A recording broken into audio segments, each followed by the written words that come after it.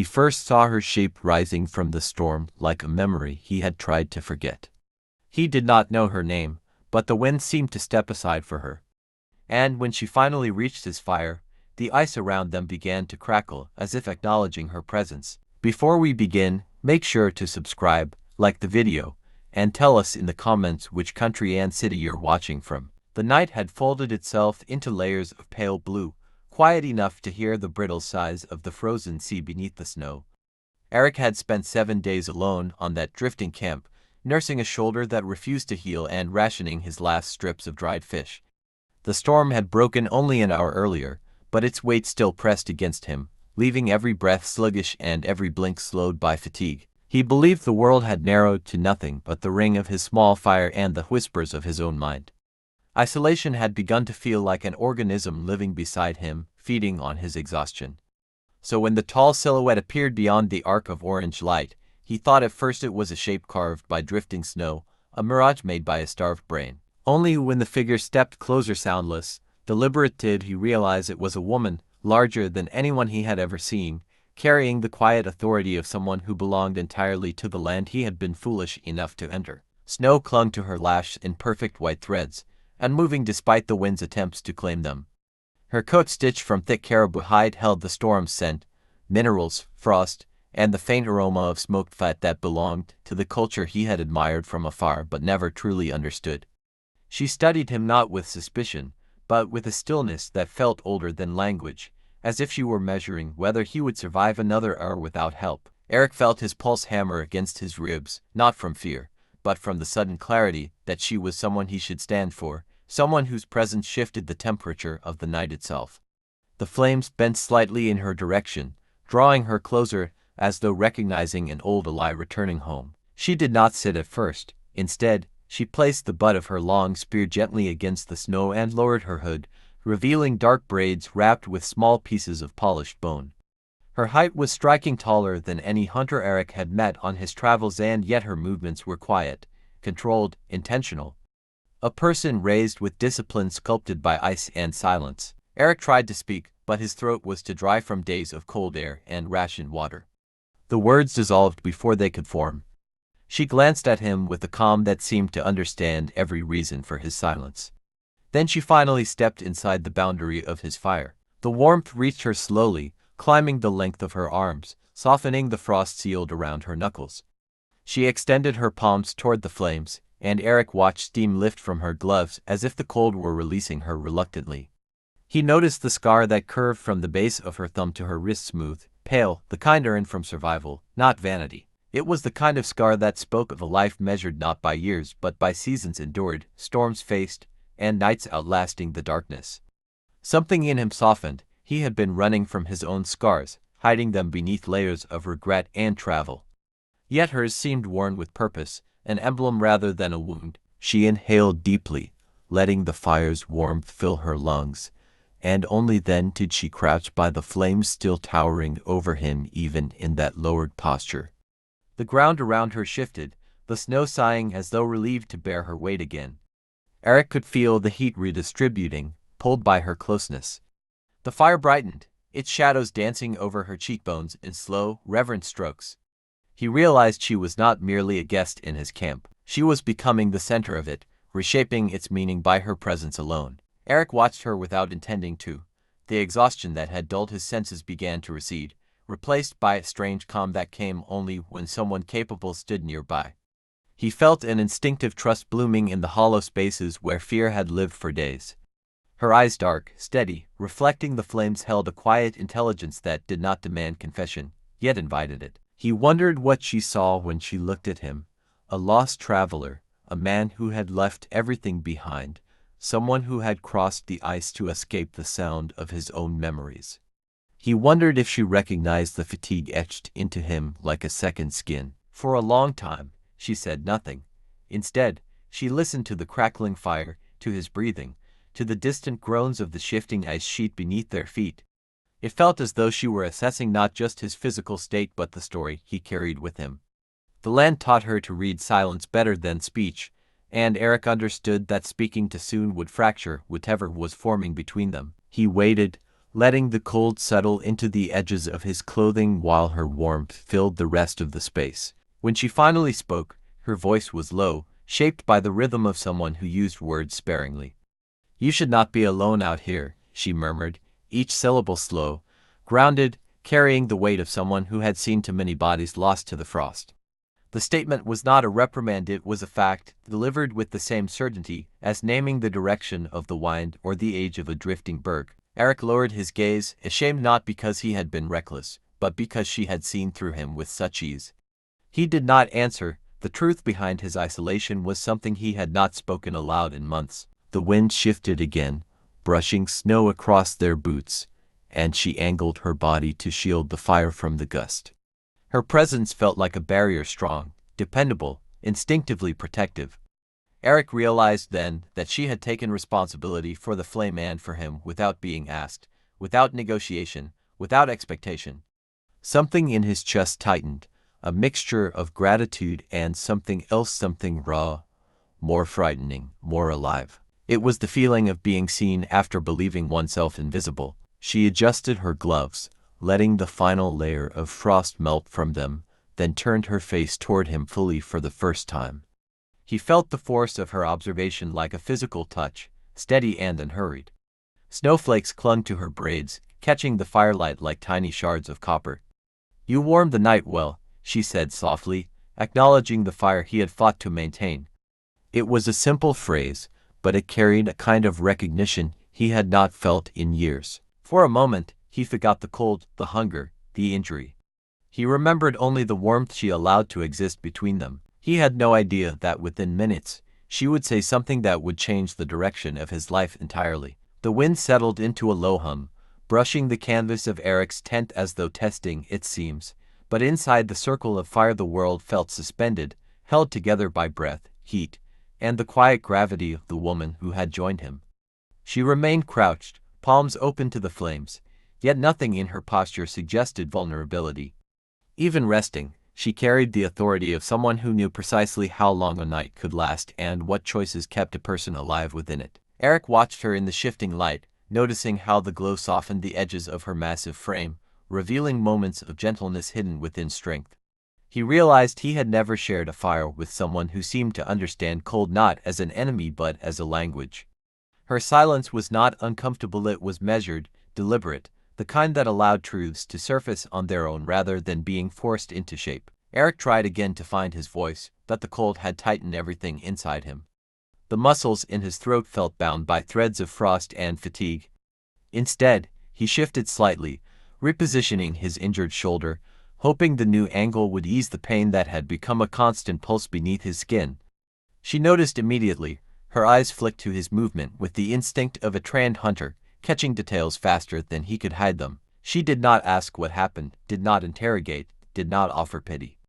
Instead, she lifted a small pouch from her belt and placed it on the snow between them, letting him choose whether to reach for it. Inside he glimpsed herbs, dried roots, and a strip of sealskin used to bind splints, materials shaped by generations of knowledge, not by improvisation. Her gesture struck him harder than any spoken assurance. She was offering care without obligation, without claiming anything in return. For a long moment he stared at the pouch, uncertain whether accepting would mark him as weak or simply human. But the throbbing in his shoulder made the decision for him. With trembling fingers he retrieved a root and chewed its bitter surface, letting its warmth seep slowly into his body. When he looked up again, she was watching, not judging, just observing, as though cataloging his resilience. Snow drifted from her coat onto the ground, melting instantly in the heat she carried. Eric wondered how someone could embody winter so entirely and still radiate a quiet, steady warmth that made the cold feel almost forgiving. The fire shifted as a gust pressed against their small shelter, sending sparks swirling upward like fleeting stars. She turned her back to the wind, shielding both him and the flames without ceremony. It was instinct, he realized. She did not protect because she felt obligated. She protected because it was part of who she was, woven into her bones by a lifetime of surviving and guiding others through landscapes that consumed the unprepared. Eric felt something soften in him, something that had been rigid since the day he'd left his old life behind.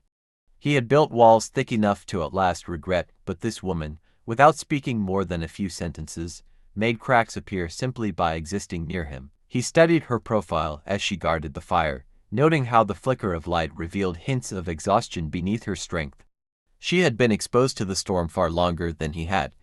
Her braids were stiff with frost, her cheeks reddened by wind, her gloves worn thin at the fingertips. She was not invincible, she was enduring. And endurance, he understood now, came with quiet cost. His own journey had carved him hollow loss, distance, the slow erosion of purpose. He wondered what had carved her.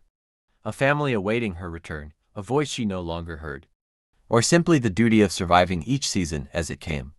He found himself wanting to ask, but instinct told him her past was not something taken lightly, not something addressed while the ice still shifted restlessly beneath them. As minutes stretched into something softer, she finally spoke again, her tone calm, free of hesitation. "You keep your fire well," she said, echoing the earlier phrase but with a new depth. Eric realized it was not a compliment about his skill, it was an observation about his persistence. He had not let the flame die despite injury, hunger, and fear. She respected that, and the respect of someone like her felt heavier, more meaningful, than any praise he had ever received in the life he had left behind. He nodded, unable to form an articulate reply, letting gratitude rest quietly in his expression. She shifted closer, lowering herself fully to the snow, her movements heavy but controlled. The heat amplified around her as though her presence pulled it into denser concentration. Eric felt warmth brush his face, not just from the fire, but from the proximity of her body, solid, steady, carrying the memory of thousands of nights beneath harsh skies. He felt suddenly aware of how small his camp had been before she arrived, how much the world had narrowed in his loneliness. With her beside him, the night felt larger, but safer, as if her steadiness made space for something other than fear. Eric looked down at his hands, the knuckles raw from cold, and felt a swell of embarrassment rise in his chest. He had come to this land with idealistic curiosity, believing he could navigate it with preparation and maps. But she had crossed it with no more than her instincts and the tools crafted by her people. He wondered if she could sense how lost he truly was, not just on the ice, but within himself. His life before this expedition felt distant, blurred by mistakes he refused to confront. Maybe she saw that too. Maybe that was why she had not asked questions yet. Sometimes silence was the only kindness a person could offer. She studied him again with that slow, deliberate gaze, then glanced at the horizon where the storm had begun to pull apart, revealing thin streaks of distant moonlight. "The cold takes what it can," she murmured, almost to herself.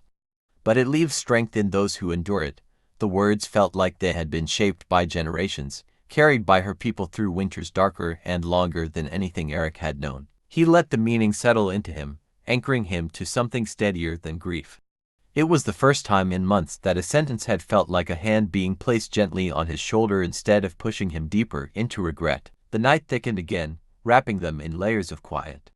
The fire crackled with soft urgency, urging them both to stay awake, stay present. Eric felt his exhaustion tugging at the edges of his awareness, but he resisted it, unwilling to let sleep steal these fleeting moments in her presence. There was something forming between them, fragile, unspoken, built from survival and instinct rather than intention. He could feel it settling into the air, as real as the frost that clung to their boots. And though he could not name it yet, he sensed that the next words she spoke would shape the course of his night, perhaps even his future. For now, she remained by his fire, and he remained within her silence, and neither of them stepped away. The hours slid past, measured not by clocks or devices, but by the slow collapse of wood into embers and the way the sky shifted from ink black to a softer, grainy blue above the fractured ice. Eric's shoulders grew heavier, but his thoughts sharpened in the presence of the woman beside him. The land had reduced his world to necessity: heat, shelter, breath, but her arrival had added something else to that list, something he had not expected to need, another heartbeat close enough to hear under the wind.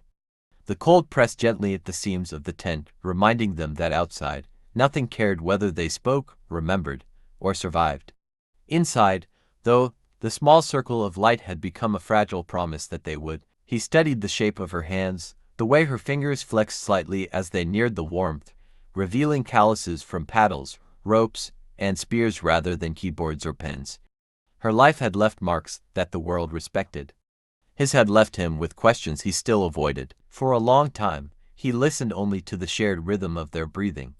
In that heavy silence, memories he had tried to bury rose to the surface, prompted by the unspoken expectation that honesty was the only currency worth anything out here. He felt the weight of everything he had left behind, the house with its quiet rooms, the ring in the drawer, the hospital corridor whose fluorescent lights still burned behind his eyes when he closed them. The grief he had been outrunning for months curled at the edges of his chest like smoke. She did not look at him directly, but something about her stillness told him she sensed it. People who lived in constant proximity to danger learned to read not just tracks in the snow, but shifts in the human spirit. Without meaning to, he straightened his spine as though he owed his secrets better posture. Finally, he spoke, the words emerging rough and hesitant, as though scraping against the inside of his throat. I came here because I needed quiet.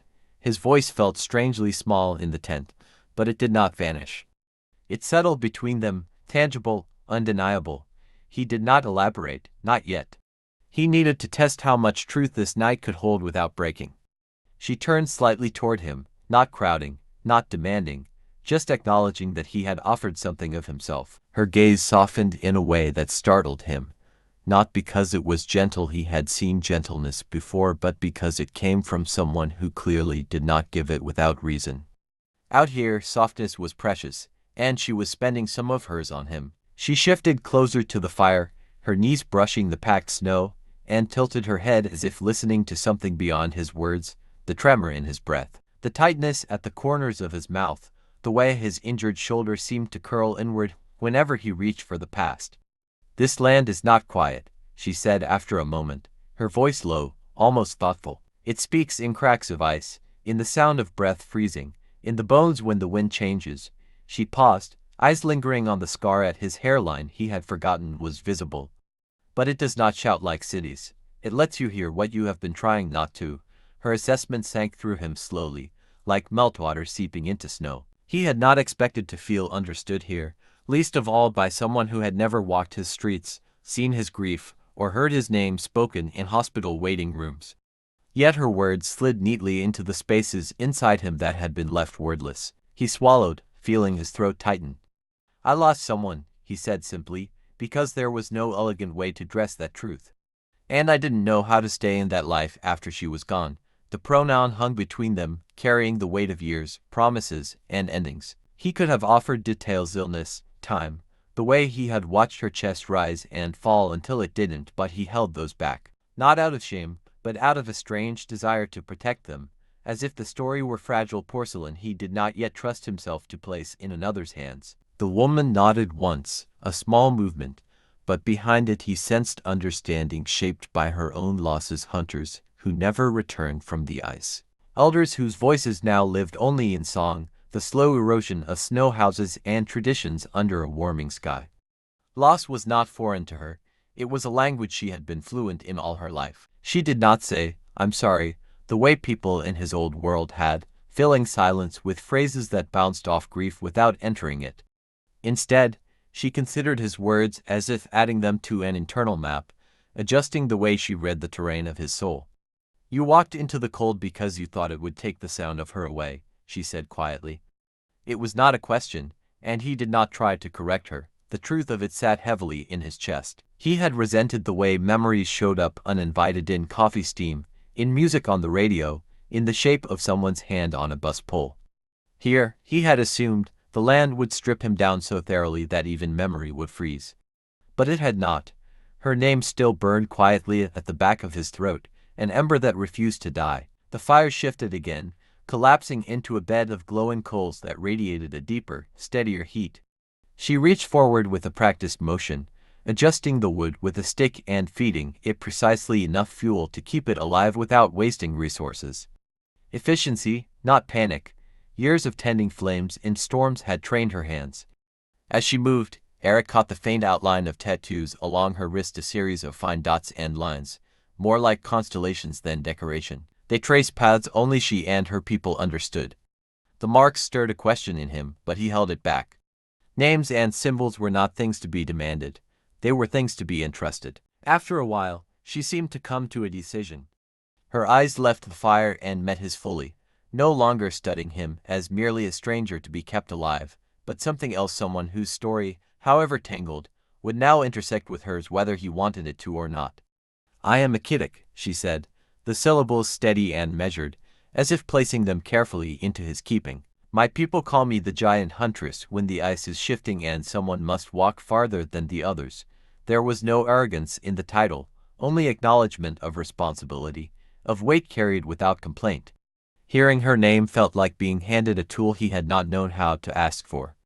It rooted her in his mind not as an apparition of the storm, but as a person with history, family, and expectations of her own. He repeated it softly, a Kittic, letting the sound settle on his tongue with care. The name felt like something carved, not printed. It carried the texture of stone and bone and weathered snow.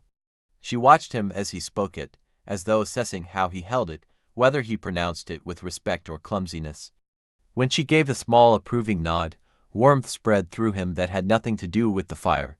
Names were not just labels in her world. They were threads binding people to each other and to the land. She had offered him hers.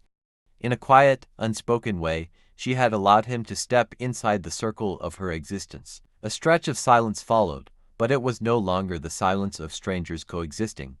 It was the quiet of two people who had exchanged enough to know that the next words mattered. The storm outside had thinned to a distant moan, more memory than threat, and the ice beneath them creaked softly, like an old house settling around its inhabitants. Eric felt the pain in his shoulder recede slightly under the combined effect of her medicine and presence. He realized he could almost forget about the path that had led him here, the flights, the research grants, the polite farewells spoken to colleagues who did not understand why he needed to vanish. In this small tent, under the gaze of a woman who had chosen to share her name, his previous life felt farther away than any continent. Akitik studied the curve of the horizon through the gap in the tent flap, then looked back at him, her expression weighing something unspoken. "You should not have been alone when the storm came," she said again, but this time there was a subtle shift in her tone. It held not just observation, but a hint of decision forming beneath the words. "The ice does not forgive those who try to carry too much sorrow by themselves." She turned her hands once more to the fire, as if drawing strength for whatever she was about to say next. Eric felt his breath catch, sensing that the night was nearing a threshold. The hunter who had entered his camp as a stranger was no longer just a passerby. She was studying his future as though it were a stretch of ice she alone knew how to cross. He had no way of knowing that in her people's way of seeing, a man who had kept his fire alive through pain and grief, who listened more than he spoke, who honored a name when it was given, such a man was not simply a traveler. He was someone the land might allow to stay. And a Kittic, giant huntress of her community, did not choose lightly whom she allowed to walk beside her. The storm finally loosened its grip on the land, retreating into a long, distant groan that echoed faintly across the ice like a memory no longer strong enough to frighten.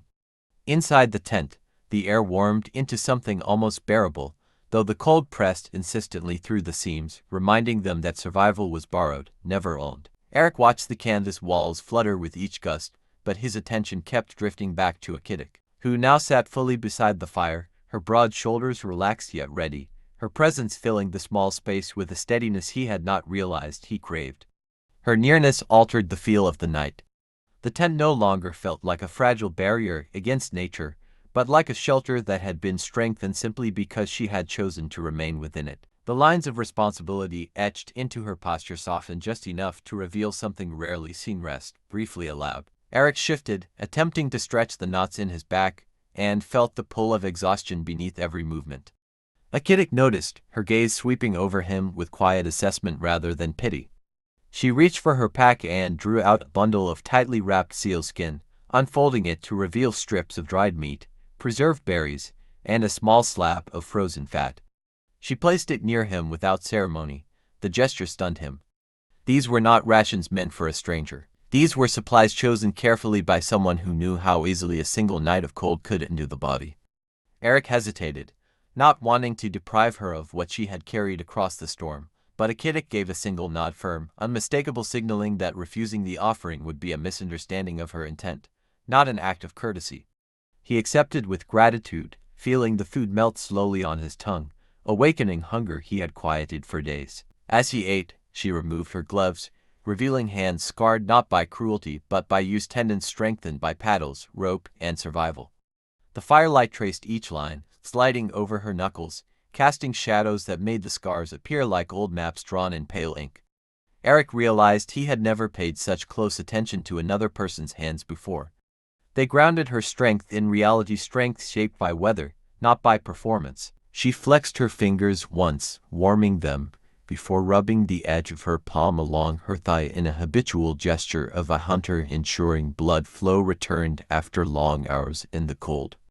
The intimacy of watching such a simple, practical movement caught him off guard. He felt something quiet shift in him, admiration mixing with an unfamiliar comfort. She leaned slightly toward the fire, letting steam rise from the fur that lined her coat. With her hood down, her face appeared calm but alert, the expression of someone who had learned to rest without lowering her guard. Eric wondered what it meant for someone like her to stay in the tent of a man she had known only for a few hours. Among her people, trust was not offered lightly, sharing warmth was not a casual decision. Without words, she communicated that the boundary around her had shifted, making space for him in a manner subtle but undeniable. He felt the weight of that trust settle in his chest, a responsibility rather than a reward. He adjusted his posture instinctively, as if he owed her a steadier presence now that she had chosen to remain. The fire dipped slightly, and Akidik reached forward to shift the largest log, controlling the burn with practiced precision. The sparks rose in a graceful arc, casting flashes of gold along her cheekbones. Eric watched her work and realized this was not a performance meant for him. She tended fires this way whether alone or in company, guided by knowledge taught through repetition and memory. There was beauty in the unself-consciousness of it. He felt the urge to speak, not to fill silence, but to honor it, but the words tangled in his throat. Instead, he cleared his breath and managed, "Thank you for staying." It felt inadequate but genuine. She met his gaze briefly, holding his eyes with a look that conveyed both acceptance and something deeper, an understanding of loneliness that did not need to be spoken aloud. "You are not ready to sleep alone tonight," she said simply, her tone warm but devoid of embellishment. It was not an insult, but a truth delivered with the force of instinct. She glanced at his shoulder, at the tremor in his hands, at the faint bluish tint around his fingernails. "Your body is tired. Your mind is carrying too much." Her phrasing was as direct as the landscape they sat within. The cold did not allow for softer sentences, but her voice held something gentler than her words, an undercurrent that softened their edge without concealing their meaning. Eric felt heat rise in his chest, not from embarrassment, but from the realization that she was watching over him with a sense of duty he had not earned. He lowered his gaze, the firelight blurring slightly as emotion tightened his throat. For months he had walked through life like a ghost, barely visible even to himself. People back home had offered condolences, advice, unsolicited optimism. None of it had found a place to land. But Akidik's presence, quiet, grounded, and adorned, cut through the fog around him in a way he did not understand. She was not trying to fix him. She was simply refusing to leave him alone in a moment when isolation could do real harm. He felt the fragile beginning of relief loosen something inside him, a sensation he had not felt since before the hospital room, before the last breath he could not unsee. He exhaled shakily, letting that buried memory rise only long enough to soften, not destroy him. Akidik shifted slightly, stretching her legs to ease fatigue from long travel. The motion brought her closer to him, close enough that he felt the soft echo of her warmth radiating through the air between them. It was subtle, but unmistakable, a reminder that she existed not as a distant figure carved from stormlight, but as a living presence sharing breath and space with him. As she settled, her braid brushed against her shoulder with a soft, weighted sound. Eric found himself watching the movement, drawn to the quiet calm she carried even when resting. Her stillness was not empty, it was filled with readiness, awareness, and something else he could not name. The night deepened, the last light of the storm fading behind thick clouds. In the quiet, Akidik lowered her gaze to the fire, her profile illuminated in warm strokes of amber. "Tomorrow," she said, her voice almost a whisper, "the ice will shift again. We will need to move with it." The pronoun "we" resonated through him with surprising force. It was the first time she had included him in anything beyond the immediate moment. He felt a pulse of warmth beneath his sternum, subtle but undeniable. She had made a decision, though she had not yet revealed its full meaning. For now, "we" was enough to anchor him to the possibility of continuing forward rather than retreating into the grief that had followed him across continents. As the fire settled into a steady glow, Achitic rested one hand on her knee and glanced at him with an expression both resolute and contemplative. The moment stretched between them, held by breath and heat and the faint hum of wind against the outer walls. Something was forming slowly, deliberately shaped by survival, respect, and the quiet recognition of two lives altered by the presence of the other. Eric sensed that the next steps they took together would not be temporary, not accidental. They were on the edge of something neither of them had planned, but both had begun to accept. She inhaled deeply, as though drawing strength from the fire, and prepared to speak again, this time with words that would change the direction of their night entirely. The night pressed in around the tent with a density that made each breath feel heavier, as if the darkness itself had weight and intention. Eric remained close to the fire, though its warmth now reached him only in gentle waves, softened by the exhaustion threading through every joint in his body. Across from him, Achitic adjusted her position, sitting with her back straight despite the clear fatigue settling into her muscles. The air carried a faint scent of melted snow mixed with the earthy tone of burning driftwood, and for the first time since he had arrived on this ice field, Eric felt the fragile sensation of belonging to a moment rather than observing it from a distance. The silence between them was no longer simply quiet, it had thickened into something substantial, something that held both of their stories in suspension. Achitic studied him with a steady gaze, not probing but evaluating, as someone accustomed to making decisions that determined whether households ate, whether families survived, whether hunters returned. Her eyes reflected the firelight in half-moons of amber, and Eric felt the weight of her attention settle over him, not as judgment but as recognition. The way she watched him made it clear she had already identified something in him he had not yet found the language to express. His shoulder throbbed, reminding him of the fragility he had tried to outrun, but her gaze did not linger on the injury. She seemed more interested in the way he breathed, in the slight tremor that surfaced whenever grief brushed against his awareness. She was mapping him quietly, systematically, the way she might map an unfamiliar stretch of ice. He lowered his eyes, unsure how to carry the intensity of being seen so clearly. "I didn't expect anyone to find me out here," he murmured, the confession slipping out in a voice so soft he barely recognized it as his own. "Part of me didn't want to be found." The words were not dramatic. They were honest, carved from months of wandering through landscapes both inner and outer. When he finally dared to look up, Achitic had not shifted her expression. Instead, she leaned slightly forward, letting the fire illuminate the strong line of her jaw, the subtle softness near her mouth that appeared only when she was deciding something important. "You did not come to the ice to die," she said, her tone firm but not harsh. "You came because you did not know where else to place your pain." She paused, letting her words settle with deliberate care. "The land can hold sorrow for a time, but not forever. It will ask you to stand again." Eric felt the truth of her statement sink into him like warmth spreading through frozen limbs. He tried to steady his breath, but emotion pressed hard against his ribs, filling him with a sensation that was half relief, half fear.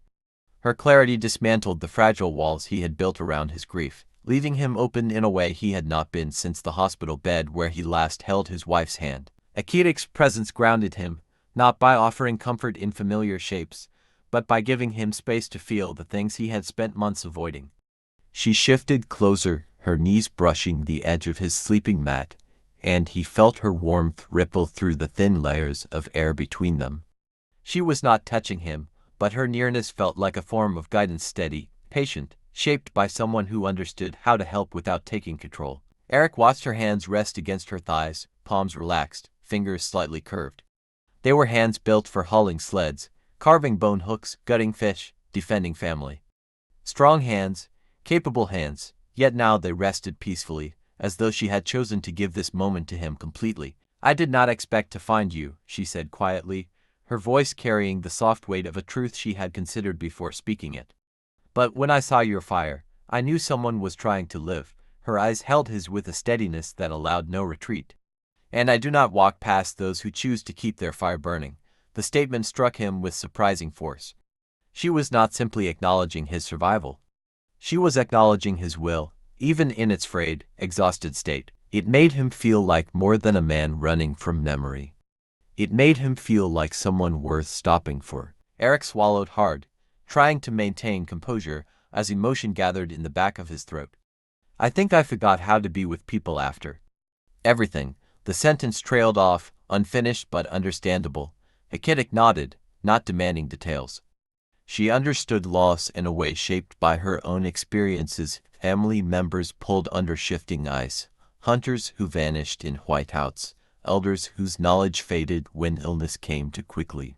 Her empathy was not dramatic. It was practical, rooted in the knowledge that pain was a part of every lineage. She reached for a strip of dried meat and placed it gently beside his hand, her fingers brushing the snow but not touching him. The gesture felt both simple and profound, a way of saying she saw his hunger, both physical and emotional. "You are not alone now," she said, and though her voice remained even, something changed in its undercurrent. It carried intention. It carried decision. The fire shifted, sending a soft golden wave over the side of her face, illuminating a faint flush that might have been warmth or something more complex. She took a slow breath, lifting her chin slightly, and in that moment Eric sensed she was gathering not courage. She was not a woman who needed courage but clarity, something she had been weighing since she first stepped into the circle of his fire. She angled her body toward him fully, abandoning the earlier posture of a hunter at rest and adopting one of quiet declaration. "Among my people," she began, voice low, "we watch how someone tends their flame. We watch how they carry scars.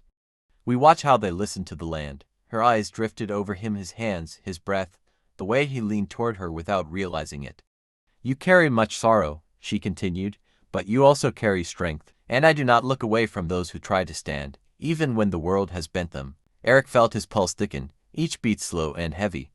She paused, as if ensuring he was truly hearing her, not just with his ears, but with the space inside him he had kept locked away from the world. Then Achitic inhaled once deeply, and spoke the words that would alter the direction of their lives. "Eric, I choose to stay with you beyond this fire.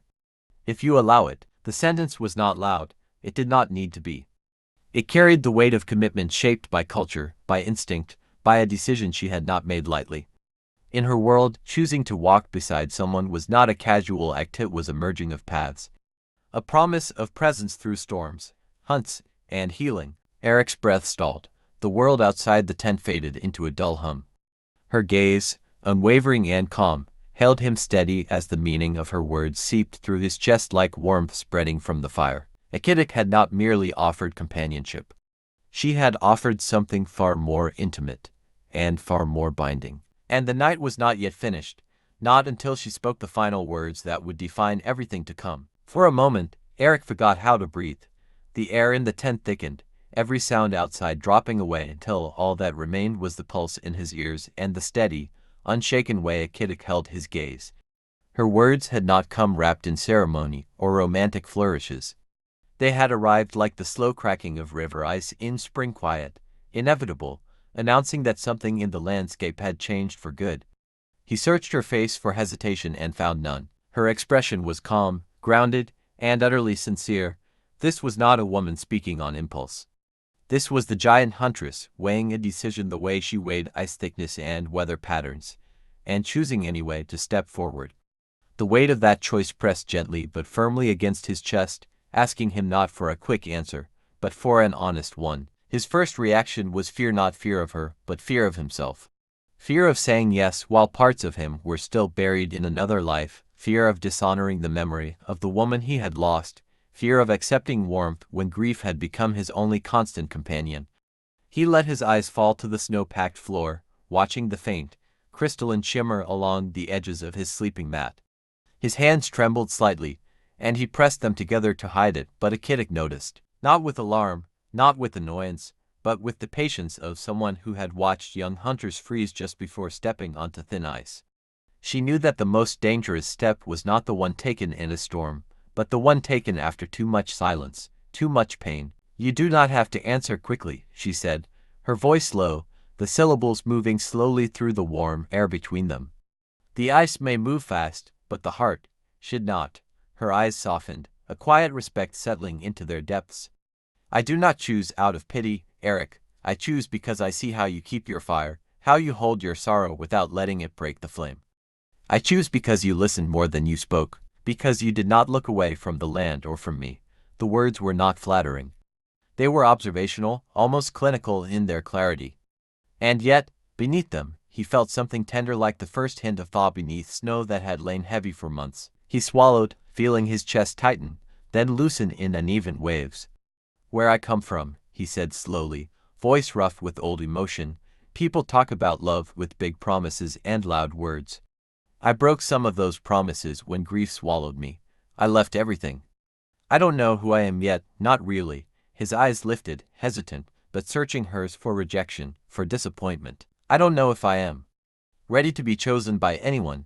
The admission tasted like vulnerability he had worked hard to avoid, yet it came out with surprising ease here, in a tent on moving ice, with a woman whose quiet stare had cut deeper than any therapist's questions ever had. Akitik listened, shoulders squared, posture open.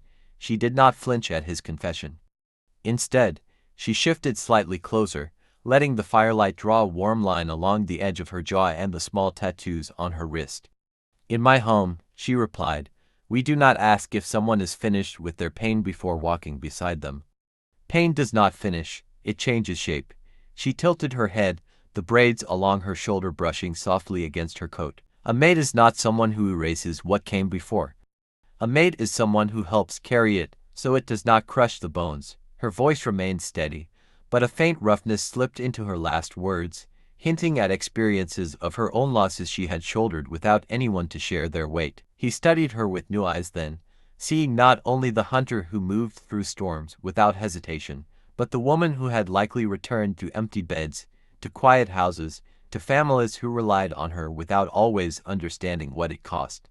The thought of her walking the ice alone, carrying her own grief without a witness, pressed against something deep in him. He had wanted solitude, had sought it, but now, facing the possibility that she had not chosen it but endured it, he felt his resistance begin to soften. "What does it mean, for you," he asked quietly, "to choose someone as your mate?" The question came out careful, reverent.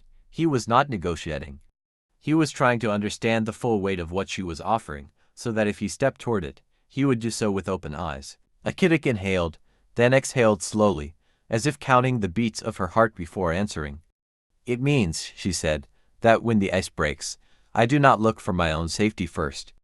I look for us. It means I share my food, not as charity, but as obligation chosen freely. It means my family will judge your steps, your listening, your hands, and if they see that you carry yourself with respect, they will call you theirs too." Her gaze deepened, the words drawing closer to the core of what she felt. "It means I offer you my strength and accept yours, even when it is poorly shaped by grief. It means I will not leave your fire as long as you choose to share it." She paused, letting each promise take up space in the air. "And it means that when I say your name, it will be as someone I have claimed in front of the land and my people." Outside, the ice groaned like a living thing, a deep, resonant sound that vibrated up through the floor of the tent. Eric felt it under his palms, a slow reminder that nothing here was truly solid, that everything shifted: grief, landscapes, lives. He thought of the woman he had lost, of the love they had shared, of the quiet mornings and quiet endings. He knew she would not be replaced. That was not what Akitik was asking. Instead, the giant huntress was offering him a place from which to keep walking, a shelter not from memory, but from the loneliness that had made memory unbearable. He closed his eyes briefly, letting the eight crest one more time, then opened them to the sight of Akitik waiting, not pressing, not pleading. Just there, present, solid enough that the world seemed to steady itself around her. His answer came not as a sudden epiphany, but as a slow turning inside him, like a compass needle finally aligning with a direction it had been too stunned to recognize. "I don't know how to be good at this," he admitted, voice shaking but honest. "I only know that when you walked into my fire, the cold inside my chest felt less sharp. And since you said my name, it hasn't felt like a hollow thing. If choosing me means walking with my broken pieces, then I need you to know they are many." He took a breath, feeling it settle deeper than the others. "But if you are willing to walk beside me anyway, then yes." His eyes held hers fully now, letting the decision show in every line of his face. "I want you to stay, not just for this night. For whatever comes after it." For the first time since she had entered his camp, something unmistakably soft crossed Akitik's features, a quiet brightness that did not quite become a smile, but carried the shape of one in her eyes. She shifted, closing the last of the distance between them until only the fire and a few inches of air lay in their way. She lifted one broad, calloused hand and placed it, carefully, deliberately, over his injured shoulder, the touch firm enough to anchor, gentle enough not to hurt. Heat seeped from her palm, spreading through the muscle, but it was not only physical warmth he felt. It was the weight of her decision settling onto him like a cloak he had not known he needed. When she spoke, her voice was steady, shaped by generations of promises made under harsh skies. "Then hear me, Eric," she said, each word deliberate, as though weaving it into the air. "You warmed an Inuit giant huntress by your fire, and I say this now as the land listens." She drew in one more breath, her hand still resting on his shoulder, grounding him to the moment. "I choose you as my mate, not instead of your past, not instead of your pain but with it. And I will walk with you as long as you choose to walk with me."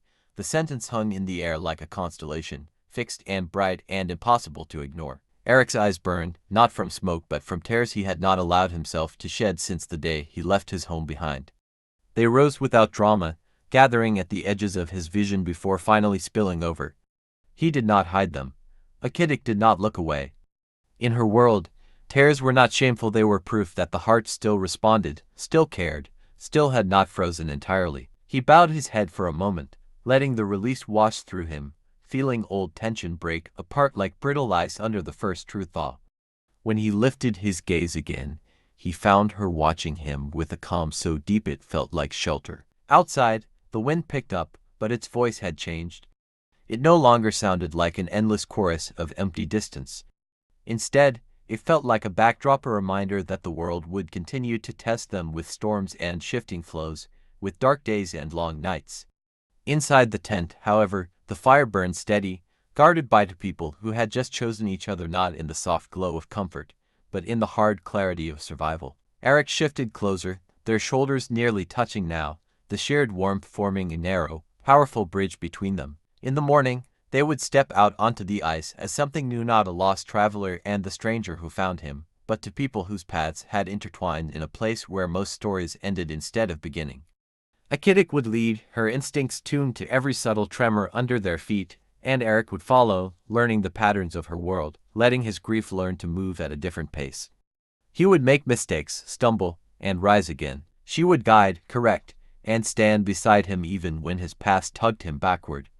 Together, they would watch the horizon and build a shared language out of silence, warmth, and the crackling of fire against Arctic night. And long after this first storm-scarred night had faded into memory, there would remain a single, uncheckable truth on a drifting stretch of ice. Under a bruised sky and the watchful eyes of a land that forgave nothing easily, a man who had come seeking quiet had instead been given something far more demanding and far more alive. He had been given the chance to belong again. He had warmed an Inuit giant huntress by his fire, and she had chosen him fully and clearly as her mate.